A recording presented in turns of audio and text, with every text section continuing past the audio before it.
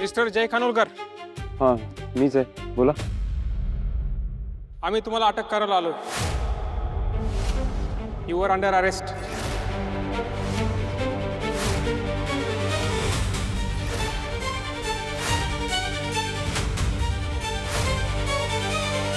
काय बोलताय इन्स्पेक्टर? काही काय मी काय केलंय? तुमच्या विरोधात तक्रार आली पोलीस स्टेशनला. काय? एक मिनिट, कुणाची तक्रार? कशाबद्दलची? काय कारण काय आहे? मॉलिशियनची केस आहे. विनयभंग केल्याचा आरोप आहे यांच्यावर.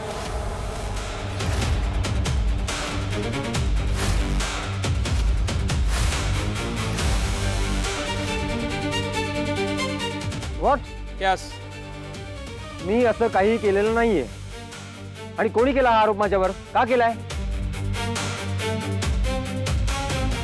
बघा, तुमचा काहीतरी गैरसमज झालाय. इन्स्पेक्टर, तुमचं खरंच काहीतरी गैरसमज होते. दादा असं नाहीये, त्याचं कॅरेक्टरच नाही असं. तुम्ही काहीतरी चुकीचं ॲलिगेशन लावतोय त्याच्यावर.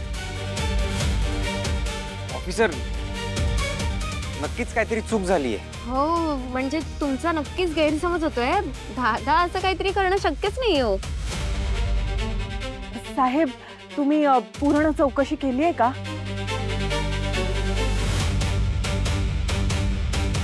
हे बघा, आम्ही तक्रार नोंदवलेली आहे. मिस्टर जय खानोलकर जर निर्दोष असतील ना, तर त्यांना नक्कीच संधी मिळेल. पण त्यांना आता पोलीस स्टेशनला यावं लागेल. पण तक्रार कोणी केली ते तरी सांगा. ते सर्व तुम्हाला पोलीस स्टेशनला गेल्यावर कळेल. चला मिस्टर खानोलकर. नाही नाही, हे शक्यच नाहीये. नक्कीच कोणीतरी हे मुद्दाम केलं असणार आहे.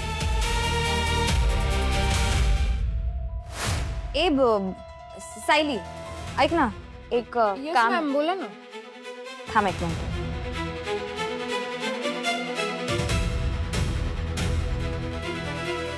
हे काय मॅम? मी जे सांगेन ते काम करशील तर तुला भरपूर पैसे मिळतील आणि मी तुला एक जॉबही मिळवून देऊ शकते. ओ, पण काम काय आहे?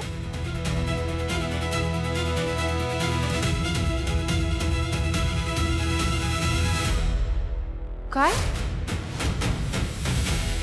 जय सर, नाही मॅम, सॉरी सॉरी, मला हे पॉसिबल नाही आहे, सॉरी. मी घे, काय होणार नाही बघ, सगळं सॉर्ट आउट होऊन जाईल आणि मी आहे ना, मी बाकीचं सगळं मॅनेज करेन. तुझं नावही कुठे येणार नाही. ओके, मला फक्त एक छोटीशी कंप्लेंट करायची आहे, दॅट्स इट. बाकी मी आहे, I will take care of it, don't worry. पण मॅम, खरंच मला नाही पॉसिबल हे. खूप ॲडव्हान्स आहेत हे.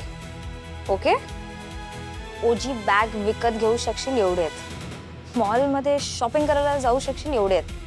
Keep that. आणि हां, ह्याच्यापेक्षा डबल मिळतील, पण बाकीचं काम झालं तर.